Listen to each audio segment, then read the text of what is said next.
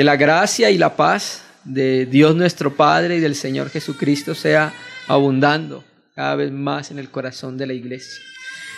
En la reunión anterior estuvimos considerando algunos aspectos importantes de un tópico de teología sistemática. Ya dijimos entonces en la reunión que tuvimos que hay veces cuando hablamos de teología no estamos hablando de asuntos que sean muy difíciles de entender, sino que es simplemente la teología sistemática es coger las verdades fundamentales del Evangelio y agruparlas. Como dijimos entonces, tomábamos entonces lo que dice la Biblia acerca de Jesucristo, sumamos los versículos, tenemos un cuerpo de versículos y tenemos una doctrina bíblica que se llama la Cristología, tratado acerca de Cristo. Tomamos los versos que dice la Biblia acerca del Espíritu Santo, los sumamos coherentemente y entonces tenemos un cuerpo de versículos que nos forman una doctrina bíblica que se llama la neumatología, tratado acerca del Espíritu Santo, ¿cierto? De la misma manera hay un tópico en teología sistemática que es la escatología. Y dijimos nosotros que esa palabra griega escato significa último. La encontramos en 1 Corintios 15:45 cuando dice, está escrito, el primer Adán fue un alma viviente y el último Adán, espíritu que da vida, vivificante. Esa palabra último es escatos. Y escatología hace parte entonces del tópico de teología sistemática, verdades que nosotros debemos conocer. Dijimos entonces de que el estadio más próximo para la iglesia es el milenio. Y por eso es necesario que atendamos a la palabra, porque Dios nos ha revelado a través de las Escrituras aspectos muy importantes, los que necesitamos saber para el próximo estadio que va a vivir la iglesia, que es muy pronto, que es el milenio, los 1000 años que habla Apocalipsis 20, donde Jesucristo, el Hijo de Dios, nuestro amado Señor, va a venir por segunda vez a la tierra. Y ya va a venir en gloria, ya no va a venir en humildad y en humillación como vino la primera vez. ¿Por qué lo dijimos así? Porque Filipenses lo dice.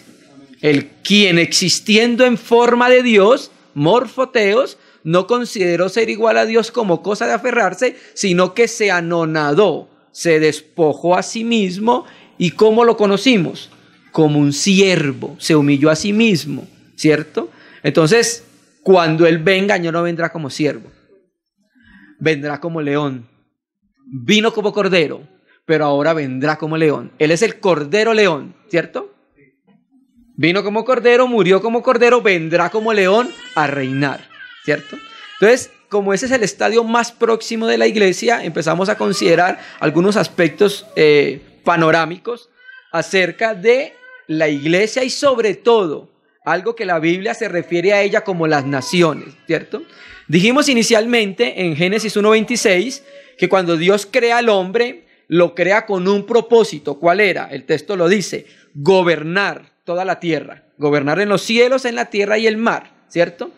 Dios colocó a Adán para que gobernara todas las cosas. Y recordamos entonces que en la tentación, y sobre todo en Lucas, cuando el diablo tienta al Señor Jesús, le dice, si tú te postras ante mí, te daré los reinos de la tierra porque a mí han sido entregados y a quien quiera se los doy, ¿cierto? Hermano, y tenemos que entrar a hacer una aclaración, ¿sí? Porque el Señor es el soberano de todas las cosas. Eso es claro. No tiene lugar a duda. Y el diablo a quien quiere no le da las cosas, porque él tiene que pedir permiso al Señor para poder otorgar. Por ejemplo, en Apocalipsis, cuando dice que el dragón le dio la autoridad, ¿a quién? A la bestia, pero no por sí mismo, sino que el diablo siempre tiene que presentarse ante el Señor para poder hacer algo. Ejemplo, Job. Cuando se presentó el diablo ante Job, él tuvo que pedir permiso, por decirlo así, para hacer algo, ¿cierto? Pero entonces, cuando decimos que los reinos de la tierra ahora no están en manos del Señor, en el sentido de que el Señor no está ejerciendo un gobierno como lo va a ejercer el milenio. Él es soberano, ¿cierto que sí? Eso queda completamente claro. Pero Apocalipsis dice, ahora los reinos del mundo han venido a ser de nuestro Señor y Jesucristo. Entonces llegará un periodo de 1000 años donde los reinos de la tierra, el Señor mismo va a gobernar sobre ellos, ¿cierto? Ahora el Señor gobierna ¿sobre quién? Sobre el corazón de la iglesia. Y eso lo entendemos viendo la revelación de Daniel. Si usted ve Daniel 2, si usted ve Daniel 4, de Daniel 7 y Daniel 8, se va a dar cuenta que todos los imperios Dios les llama como bestias, ¿cierto? Y cada una de esas bestias, entonces sabemos nosotros por Daniel 10, que detrás de cada gobernante que hay, un principado de potestad. A eso nos referimos que los reinos, cuando el diablo le dice al Señor, a mí me han sido entregados, es porque él ejerce un tipo de dominio sobre los gobiernos de la tierra. Pero llegará un momento en que ya no podrá ejercer más ese gobierno y ese dominio. ¿Por qué? Porque lo que dice Apocalipsis, vendrá un momento en que los reinos del mundo o el reino del mundo pasará a ser de nuestro Señor y de su Cristo. Y no solamente del Señor y de su Cristo, ¿de quién más? De la iglesia. Porque en ese gobierno la iglesia va a participar juntamente con el Señor, ¿sí? Entonces, vimos nosotros que el Señor Jesucristo viene en las nubes, 1 Tesalonicenses 4, 1 Corintios 15, y lo primero que sucede es que va a haber la resurrección de los muertos, y los que murieron en Cristo resucitarán primero, ¿listo? Luego los que han quedado vivos, hayan sobrevivido, los sobrevivientes, 1 Tesalonicenses 4, 16, serán ¿qué? Transformados a lazo, en un abrir y cerrar de ojos. Su cuerpo cambiará de mortal a inmortal y entonces nos encontraremos con el Señor en los aires, ¿cierto? En la episinagoge, la reunión en lo alto con el Señor. Entonces, de ahí sigue lo que conocemos como el tribunal de Cristo, la bema, y de ahí salen los aprobados. Entonces es cuando llegamos para poder conectar con la reunión anterior, Mateo 25, ¿sí? Mateo 25, 31. Entonces, dice el texto que cuando venga el Hijo el Señor Jesucristo, se sentará en su trono de gloria y serán reunidas delante de él, ¿qué? Todas las naciones. Ya explicamos entonces la reunión anterior, sumándolo con Zacarías 14, 16, que son las naciones que sobrevivieron de todos los juicios que iban a haber sobre la tierra. Previo a la venida del Señor Jesucristo, nosotros vamos a tener la tierra de esta manera, hermanos. Los mares en sangre, los ríos en sangre, las fuentes de las aguas en sangre, megaterremotos, la hierba de la tierra quemada, ¿cierto? La tierra semidestruida por los granizos, la tierra semidestruida por las guerras que van a suceder. Entonces, cuando Cristo venga, va a encontrar una tierra casi destruida, ¿cierto? Van a haber unos cuantos sobrevivientes de las naciones, personas de todas las naciones, y van a haber unos cuantos sobrevivientes de la iglesia. Entonces van a haber sobrevivientes de la iglesia y sobrevivientes de las naciones, ¿cierto? A estos sobrevivientes de las naciones es que el Señor llama cuando ponga sus pies en el monte de los olivos, Zacarías 14, y dice, y vendrá Yahvé mi Dios y todos los santos con él. Ahí entonces comienza lo que la Biblia denominó los 1000 años, ¿cierto? Vamos a leer un versículo que leímos en la reunión anterior, Juan 16. Juan 16, versículos 12 y 13. Vamos a leerlo y luego entonces vamos a conectar con la reunión anterior, que nos quedamos en Apocalipsis 20, ¿se acuerdan? Juan 16, versículo 12. Vamos a leer el 12 y vamos a leer el 13. Recuerda entonces que Juan 13, 14, 15, 16, 17, todo sucede en la noche que el Señor fue entregado, lava los pies a los discípulos, les empieza a hablar acerca del Paracletos. No hay un libro en la Biblia como el libro de Juan que nos hable tan claramente acerca de la venida del Espíritu Santo a la iglesia, ¿cierto? Entonces llega al capítulo 16, 12 y dice, aún tengo muchas cosas que deciros, pero aún no las podré sobrellevar. Pero, o sea, cuando viniera el Espíritu Santo, los discípulos y nosotros íbamos a entender muchas cosas que en el momento los apóstoles no podían entender. Pero cuando venga el Espíritu de verdad, la Biblia textual dice, pero cuando venga aquel, ¿por qué decimos así? Como dice la textual, porque es una persona. Cuando venga aquel, el Espíritu de verdad, él iba a hacer algo. Él os guiaría a toda la verdad, a toda la realidad, porque no hablará de su propia cuenta, sino que hablará todo lo que oyere Y mírelo dónde conectamos este versículo por la dirección del Señor Jesucristo y del Espíritu Santo con la escatología. ¿Qué es la escatología? Las cosas por venir, las últimas cosas, esas son la escatología. Entonces el Espíritu Santo iba a hacer algo en el corazón de la iglesia, aparte de enseñarle y aplicar la vida de Cristo, aplicar la muerte de Cristo al corazón de la iglesia, aparte de aplicar la vida de resurrección al corazón de la iglesia, aparte de enseñarle la verdad acerca del ser de Dios y muchas cosas más, también iba a hacer algo más. Terminando el versículo. Y os hará saber ¿quién? El Paracletos. Él iba a hacer algo. Nos iba a hacer saber ¿qué? Las cosas que habían de venir. O sea, esas son las últimas cosas. El Espíritu Santo entonces también guiaría a la iglesia a conocer los últimos tiempos. ¿Por qué cree que tenemos Apocalipsis? Mire que el último libro de la Biblia lo cierran con un libro de los últimos tiempos, ¿cierto?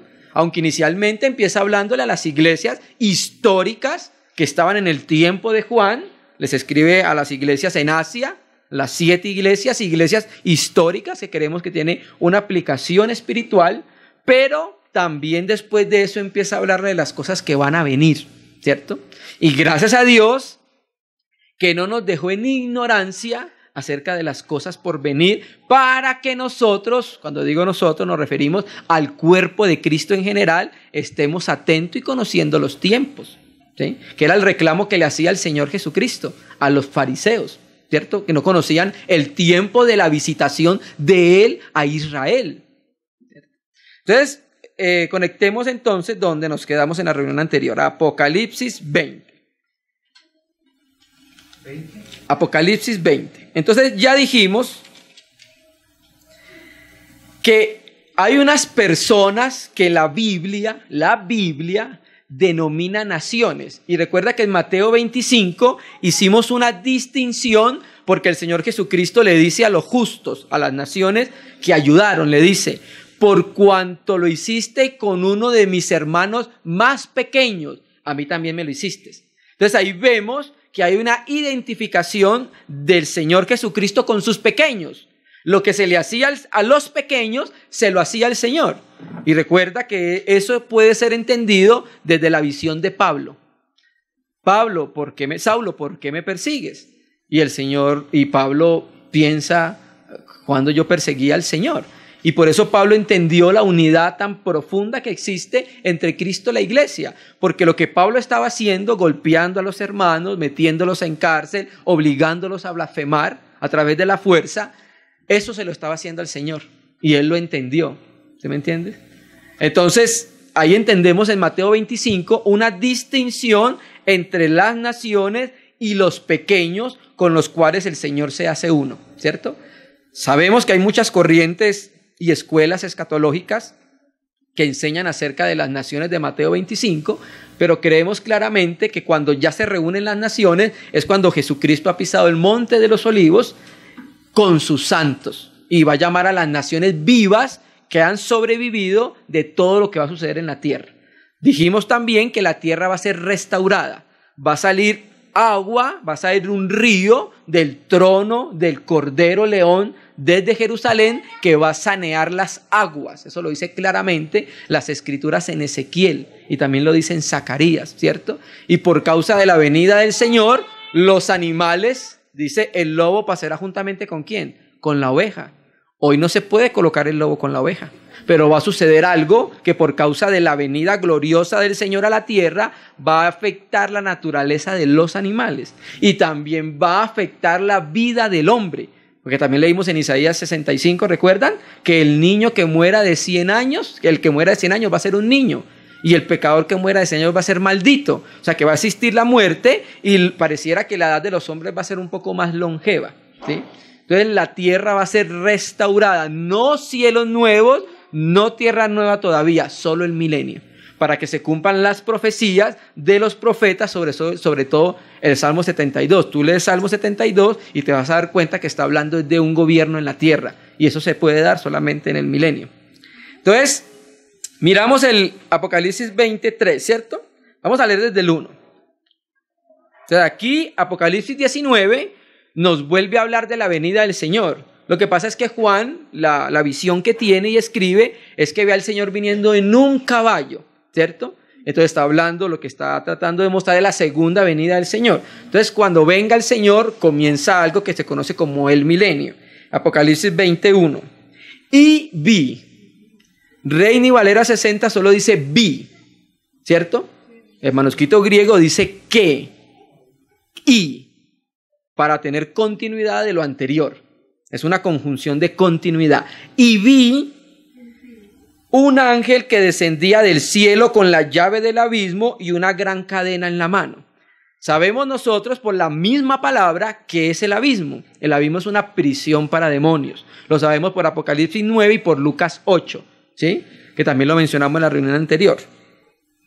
Y prendió al dragón, la serpiente antigua, que es el diablo y Satanás, y lo ató por 1000 años, ¿cierto? O sea, lo limitó. Hay un ángel que Dios le dio autoridad para que cuando comenzara el periodo del milenio, limitara al diablo para que operara en su operar natural. ¿Cuál es el operar natural del diablo? Engañar. Entonces va a tener un límite que en ese tiempo no podrá engañar a nadie sobre la faz de la tierra de las naciones, ¿cierto? Porque recuerde que también estará la iglesia en cuerpo glorificado, reinando juntamente con el Señor, los vencedores, ¿claro? Y lo arrojó al abismo y lo encerró y puso su sello sobre él.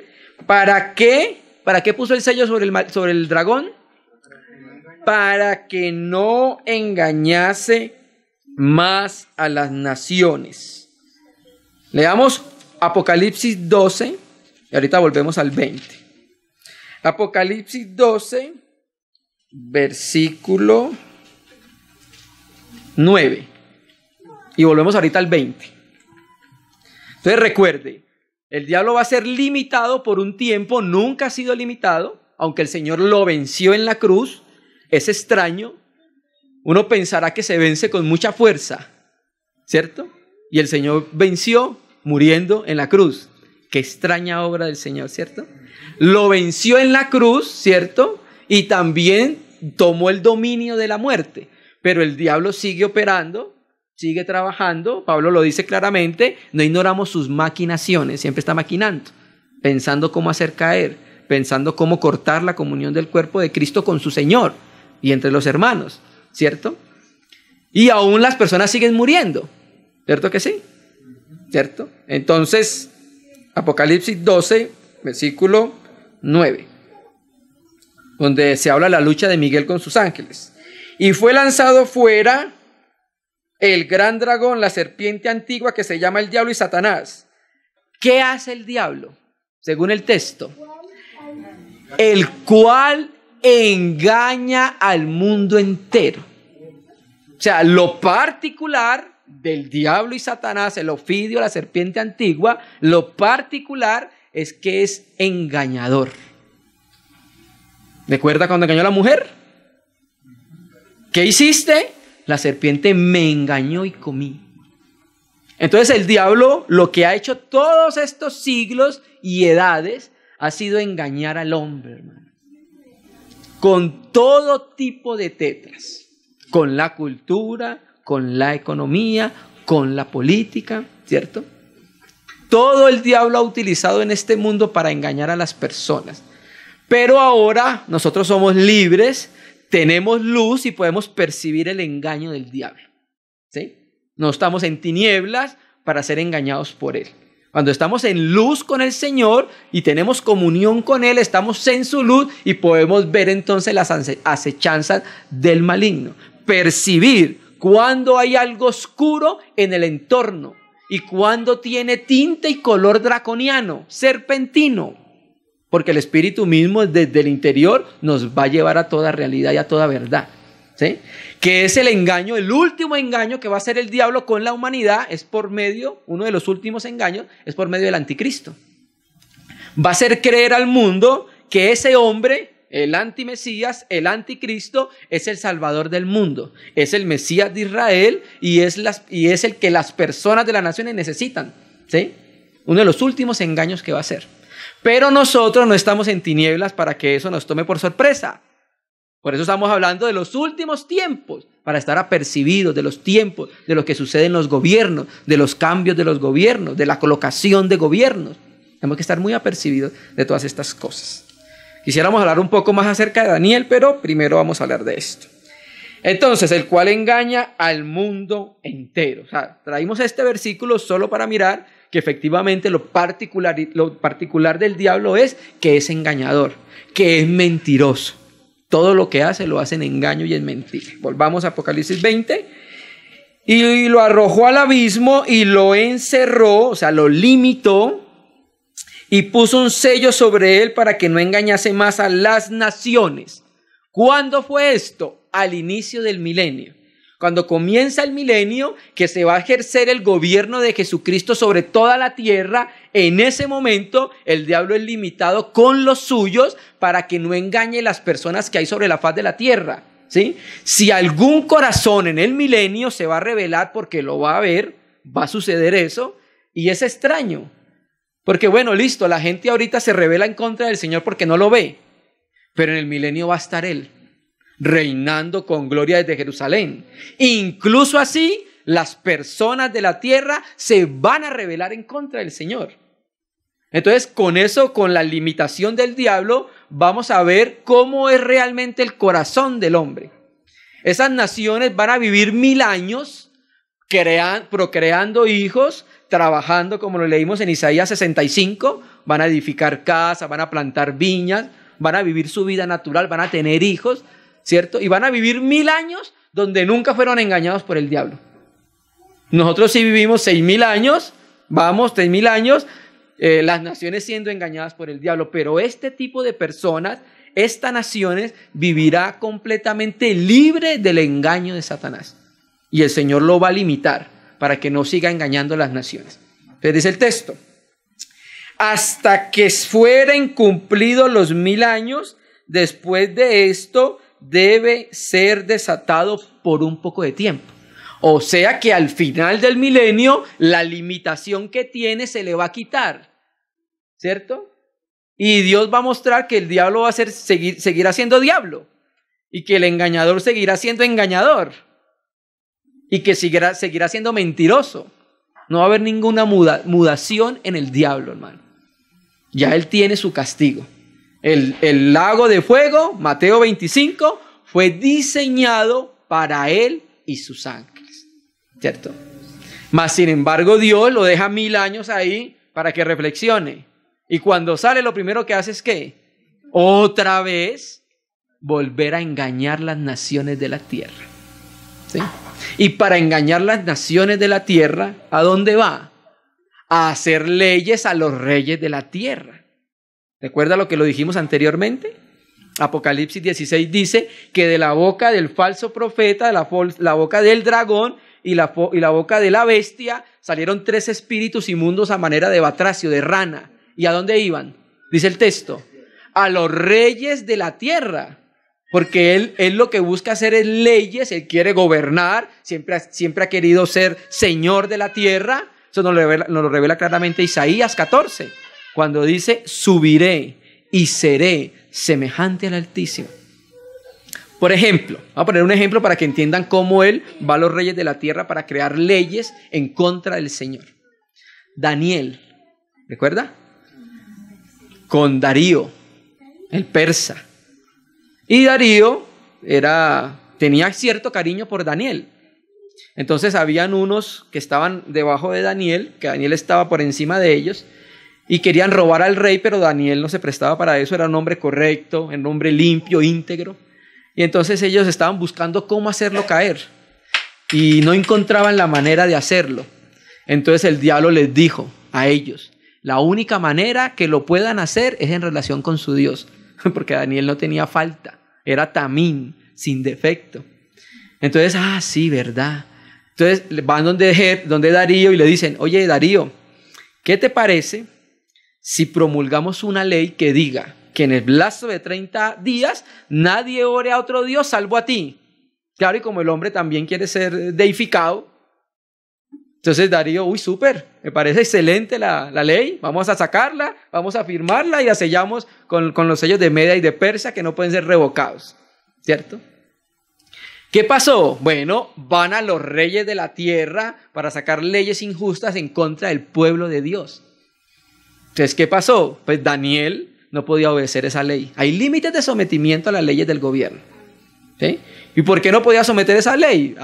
Pues porque nosotros no podemos adorar a otro Dios y no podemos orar a nadie más que al Señor. Entonces no le dijo el Señor Jesucristo al diablo: al Señor tu Dios adorarás y solo a Él servirás. Y Daniel, entendiéndolo en su interior, conociendo la palabra, guardador de la palabra, va y ora a su casa como lo hacía siempre. Eso no movió un ápice en el corazón de Daniel. ¿Será que oro? ¿Será que no oro? No, es que la ley dice que no puedo orar. No, Daniel no pensó en eso. De eso no tenemos que hablar. Se fue, abrió su ventana y oró en dirección a Jerusalén. Así el diablo va a diseñar leyes en contra del pueblo de Dios. Por eso va a los reyes de la tierra, a los congresos, a muchos lugares parlamentarios para crear leyes en contra del Señor, ¿cierto? Entonces, de esa manera el diablo nuevamente va a volver a engañar a las naciones. Vamos a leerlo. Lo leímos el 3, que fue limitado, leamos el 8. 27 de Apocalipsis. Cuando los 1000 años se cumplan, por eso creemos que el milenio es literal. No creo que el milenio sea alegórico. Ya lo dijimos en la reunión anterior, fue a partir del IV siglo. Papías de Hierápolis, Justino, el filósofo mártir, Ireneo de León, todos creían que Cristo iba a reinar literalmente en la tierra. Solo Eusebio, a partir de Eusebio, en historia eclesiástica, es que él dice: no, es que Papías era un hombre de poco entendimiento, no entendió que eso era simbólico. Y a partir de ahí, Jerónimo empieza a decir lo mismo y se esparce la doctrina de que el milenio es simbólico y alegórico. Pero los primeros 3 siglos, los creyentes creyeron que Cristo iba a venir literalmente. Lea Papías de Hierápolis, o sea, aunque no hay escritos de Papías, hay unos fragmentos en la historia eclesiástica de Eusebio. Por ejemplo, te lees Diálogo contra Trifón de Justino, y Justino se declara abiertamente que él cree eso. Hermano, y Papías era discípulo de los discípulos de los apóstoles. O sea, era lo más cercano a los apóstoles. Entonces, cuando se cumplan los 1000 años, Satanás será suelto ¿de dónde? De su prisión. ¿Y dónde era la prisión? El abismo. Por eso decimos que el abismo es una prisión de demonios. Porque tiene un sello, como una puerta, pues son aspectos espirituales para mostrar de que es un lugar donde ellos están limitados. Porque recuerda Apocalipsis 9, que en el abismo está Apolión, que es el rey de los abismos. Abadón, ¿cierto? El príncipe de los demonios en ese lugar. Entonces Satanás será suelto cuando se cumplan los 1000 años. ¿Y qué va a hacer cuando sea suelto? Nuevamente. Y saldrá a engañar las naciones que están en los 4 ángulos de la tierra. Eso es como un hebraísmo para decir toda la tierra, ¿eh? Los 4 ángulos de la tierra. Pero lo va a hacer desde un lugar. ¿Desde dónde? Desde Magog. Gog es el príncipe de Magog. Es como una ciudad, como un estado. Algunos hermanos han dicho que esto tiene que ver con Rusia. El asunto es que el diablo sale nuevamente a gobernantes, para engañar las naciones que estén vivas en ese momento. Naciones que nunca habían conocido el engaño del diablo. Y los va a volver a levantar en contra del Señor. ¿Y cómo lo va a hacer? De la misma manera que lo está haciendo hoy. Por medio de la rebelión. En esos momentos, ¿quién está reinando desde Jerusalén en el milenio? El Señor Jesucristo con los santos. O sea, hay un gobierno en la tierra legítimo, que es el gobierno de Dios a través de Jesucristo y todos los vencedores. Entonces, ¿qué va a hacer el diablo? Va a hacer lo mismo que hizo en la eternidad. Contrataciones. Ezequiel 28. Y dice: y por la multitud de tus contrataciones. Entonces iba para donde los ángeles y decía: oye, ¿no te parece que Dios es como pasado? ¿No te parece si hacemos esto? Oye, ¿no te parece si hacemos esto? Y se ganó muchos ángeles para eso, que se rebelaron en contra del Señor. Va a volver a hacer lo mismo a las naciones. Va a ir a los de los reyes de las naciones y los va a decir, no, pero es que ese gobierno, mire lo que está haciendo, mire cómo es de injusto, mire lo que hizo acá. Y la gente va a querer el engaño. No, sí. ¿Qué es eso? Rebelión. Va a volver a levantar personas en contra del gobierno del Señor. Estas personas, estas naciones, son las que nacieron de las que entraron al inicio del milenio. Las que entraron al inicio del milenio fue las que vieron al Señor en el trono de gloria. Y estas naciones son hijos de los que entraron y se reproducieron y trabajaron y vivieron. Y hermanos, creemos que nosotros somos encargados de predicarle a las naciones acerca de Jesucristo. Porque Zacarías 8 habla acerca de que las naciones van a preguntar por el Dios de Jacob.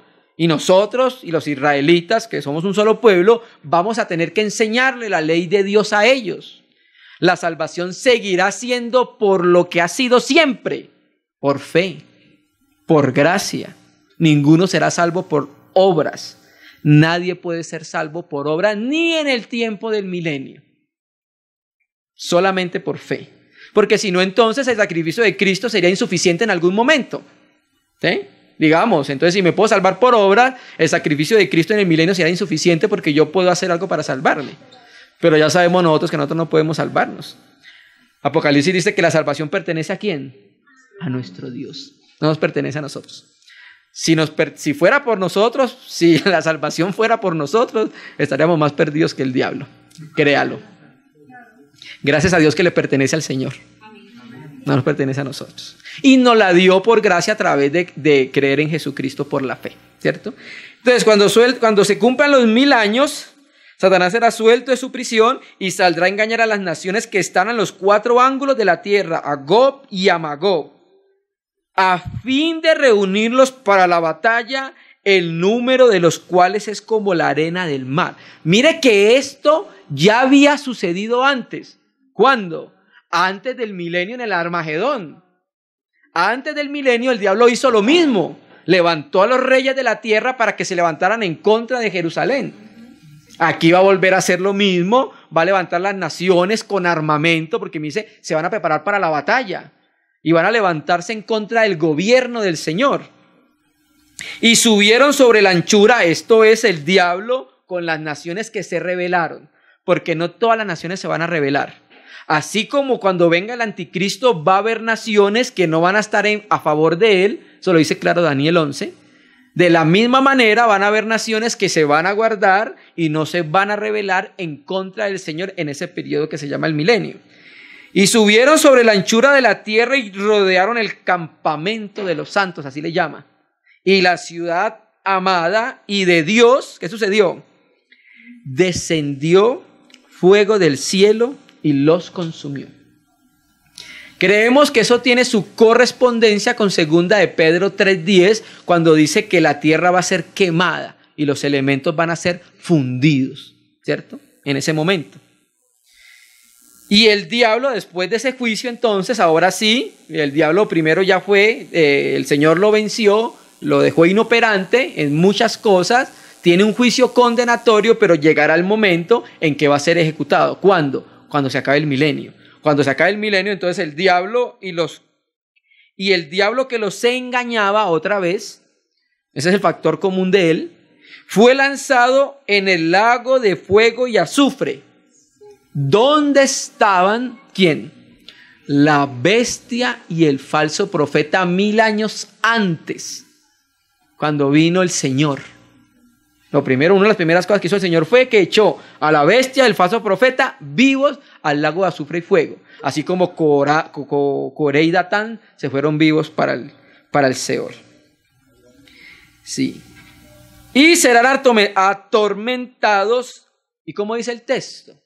Día y noche, aionos, por los siglos de los siglos. Entonces hay una corriente doctrinal que enseña, se llama el aniquilacionismo, y dice que cuando el diablo caiga al lago de azufre y fuego, ¡fuf!, va a desaparecer. Y no va a sufrir día y noche por los siglos de los siglos. Y esta corriente dice, no, es que Dios es amor, ¿cómo se le ocurre que Dios va a castigar eternamente a una persona? La Biblia es clara. La Biblia dice, por los siglos de los siglos, eternamente y para siempre.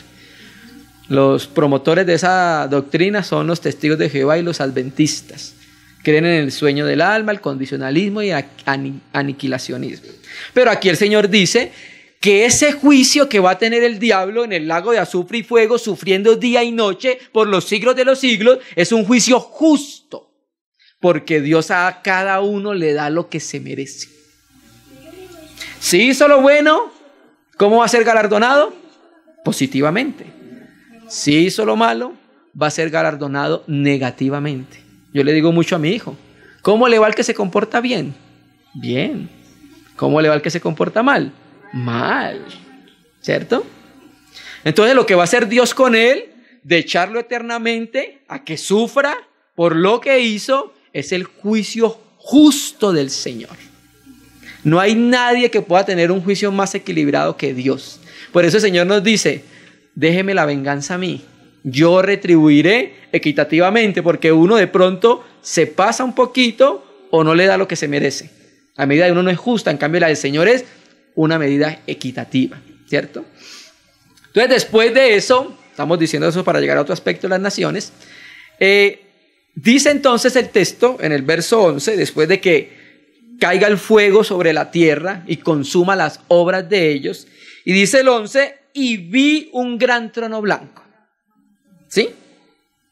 Y al que estaba sentado en él, de delante del cual huyeron la tierra, el cielo, y ningún lugar se encontró para ellos. O sea que Juan, cuando ve la visión, trata de buscar la tierra y no la ve. Y dice, veo un trono blanco, pero no veo la tierra. Pero aún tampoco veo la tierra nueva. Es un espacio de tiempo donde no hay tierra antigua, pero no hay tierra nueva todavía. Y entonces dice el texto, y vi a los muertos grandes y pequeños de pie ante Dios. Aquí quiero que leamos un texto, hermanos. Aquí de pie, istemi, significa que se volvieron a colocar en pie, se levantaron. Quiero leer un texto y ahorita volvemos acá a mirar unos aspectos. Quiero leer Juan 5, hermanos. Vamos a leer Juan 5, vamos a leer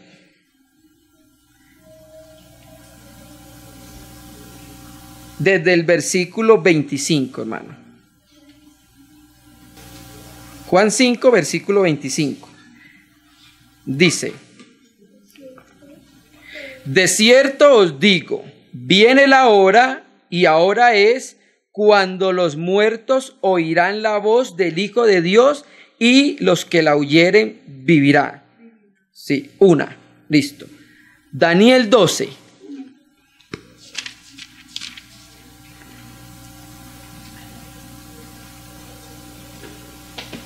Daniel 12, versículo 2, hablando del contexto de la gran tribulación.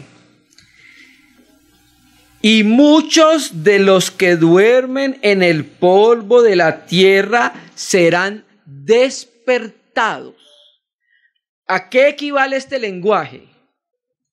Resurrección. Ese es el lenguaje, resurrección.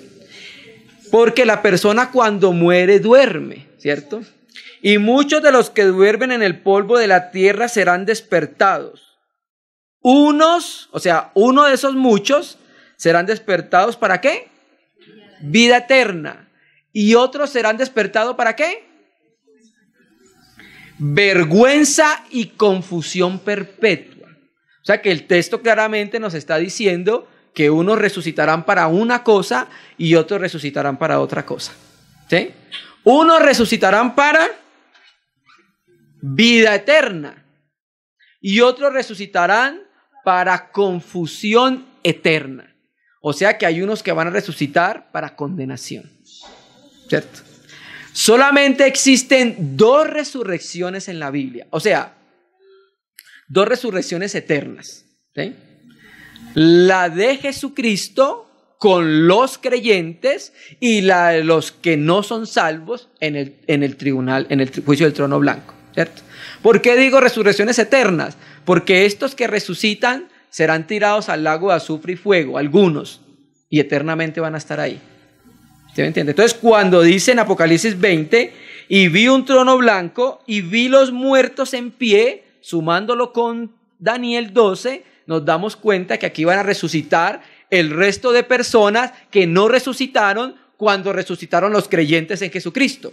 Recuerda, viene el Señor Jesucristo y lo que sucede es que los muertos en Cristo resucitan.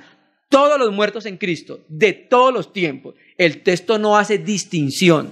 El texto no dice, no, solo resucitarán los que vencieron. No, el texto dice, y los muertos en Cristo resucitarán primero.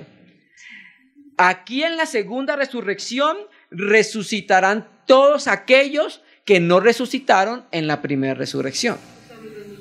Sí, después del milenio. Por eso el texto de Apocalipsis dice, bienaventurado y santo el que tiene parte ¿en qué? En la primera resurrección. ¿Por qué es bienaventurado? Porque la primera resurrección es resurrección con glorificación. Esa es la diferencia.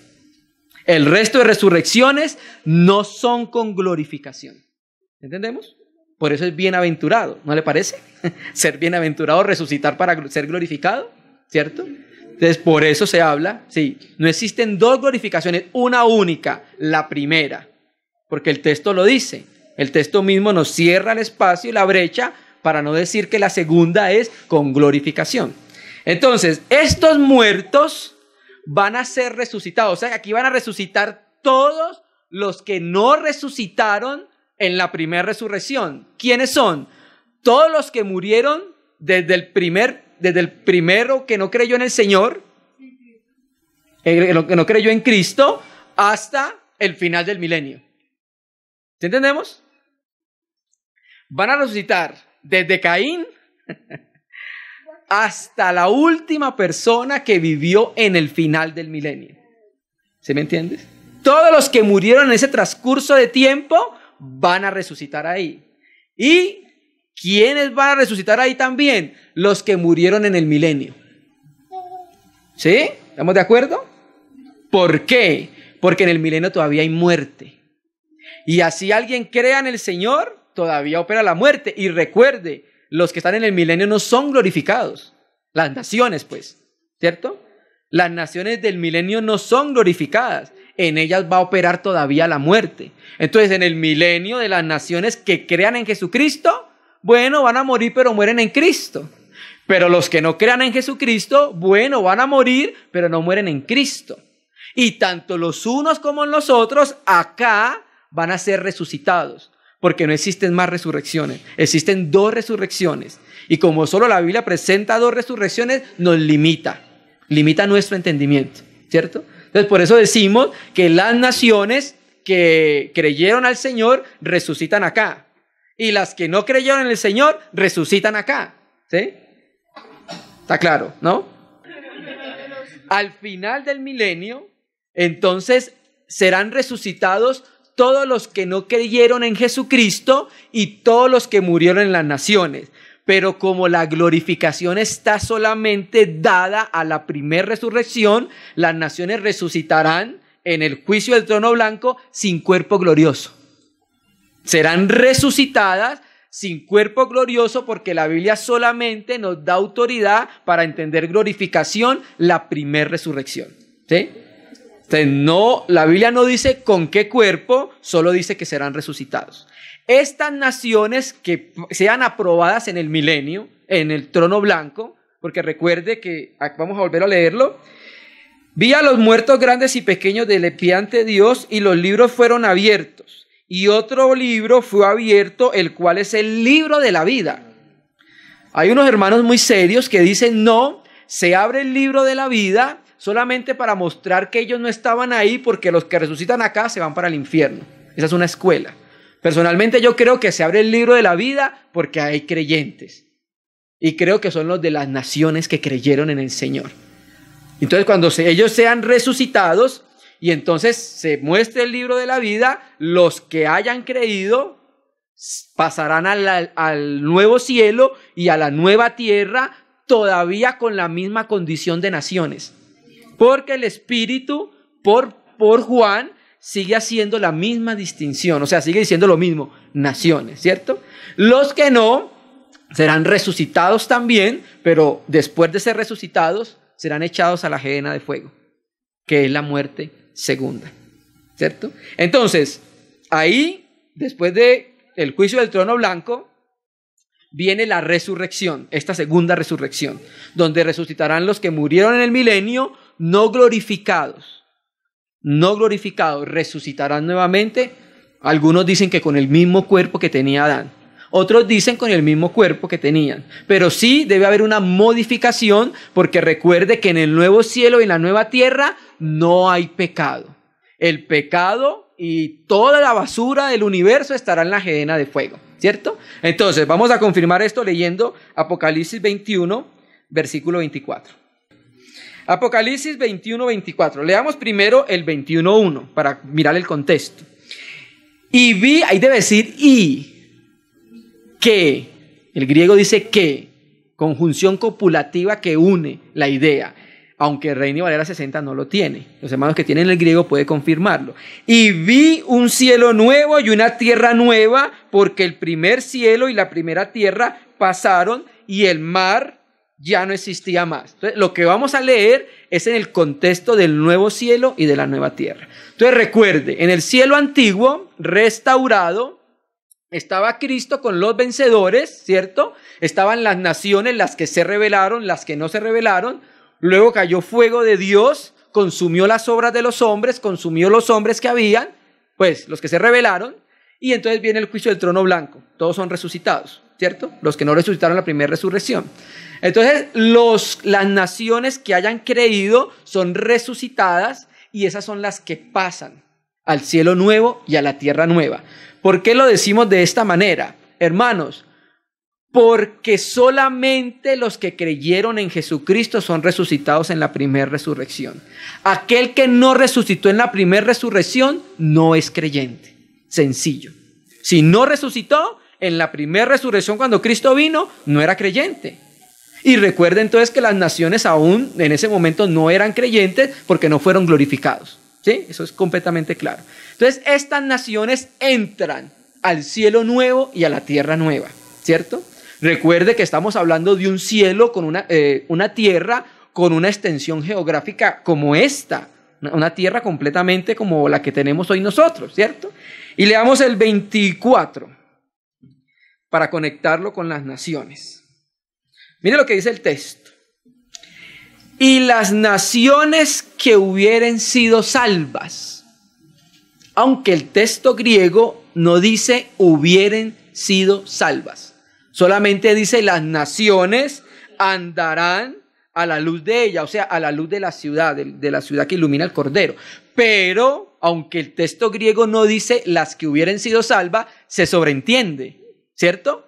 Se sobreentiende que son las naciones que hubieran sido salvas, que fueron fieles al Señor en el milenio, que resucitaron y pasaron al nuevo cielo y a la nueva tierra, todavía con la misma condición de ¿qué? De naciones.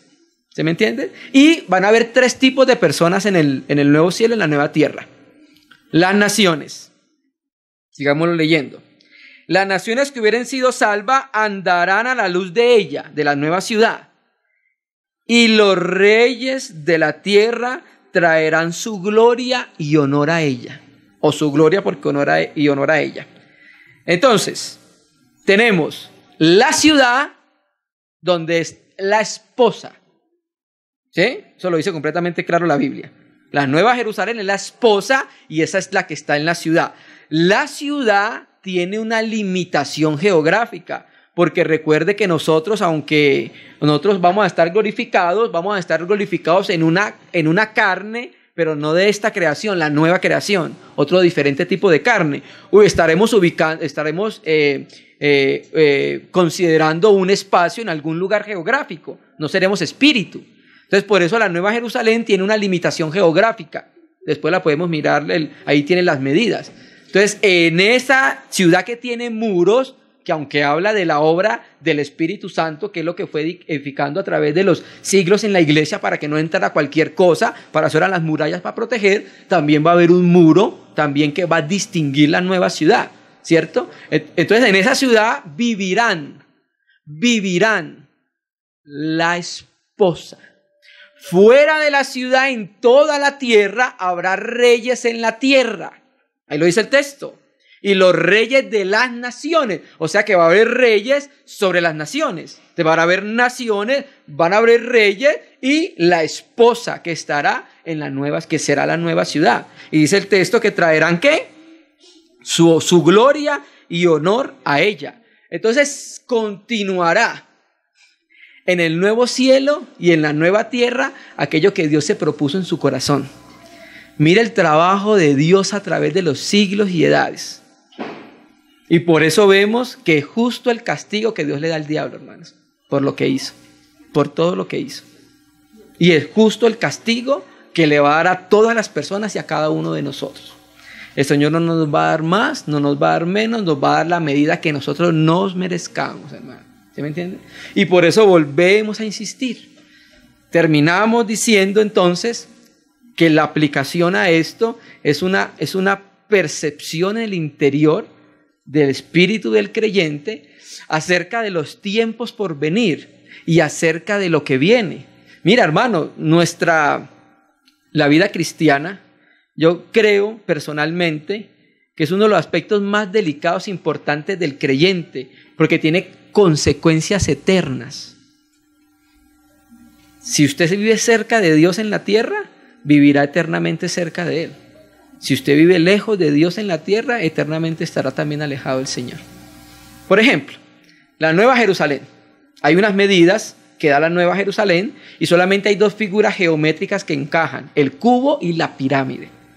El hermano cree que la Nueva Jerusalén es una pirámide. Por eso el diablo hace tantas réplicas de pirámide.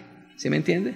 Y entonces muestra en el Señor arriba, en la pirámide, y entonces por eso el árbol de la vida parece que fueran dos, porque dice que está a uno y al otro lado del río, pero es un único árbol, porque es solamente uno el árbol de vida, que es una vid, y es una enredadera que va bajando por donde baja el río, por eso pareciera, se ve que está a uno y al otro lado del río. Entonces el Señor está en lo alto y va bajando el río por la ciudad, y la iglesia la que va a estar ahí, pero hermanos, van a estar unos más cercas que otros que el Señor.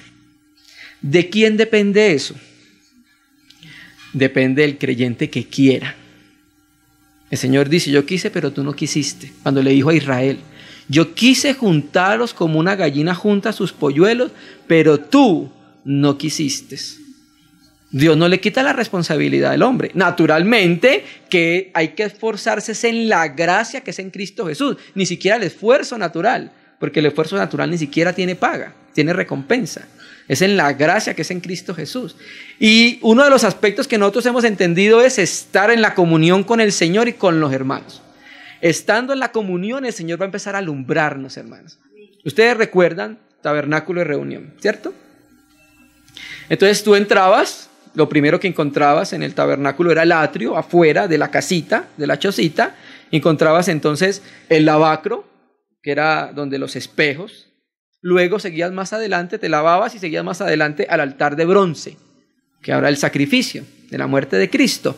Pero cuando llegabas propiamente a la casa y podías pasar el primer velo y entrabas, te encontrabas tres elementos ahí. A mano izquierda encontrabas la menorá, el candelero. A mano derecha encontrabas los panes de la proposición y al fondo, antes de cruzar el segundo velo, el altar de los perfumes, de los inciensos. Y había algo bien particular, hermano. Ese lugar, el lugar santo, era un lugar oscuro y el lugar santísimo también era un lugar completamente oscuro. Ahí no había luz. La única luz que había en el lugar santo era ¿qué? El candelero, la menorá. Entonces vamos a suponer que entramos y apagamos la luz del candelero. ¿Qué vamos a ver? Nada. Pero cuando lo prendamos, ¿qué es lo primero que vamos a ver? Los panes de la proposición. O sea que la luz nos ilumina los panes. La luz nos lleva a la comunión.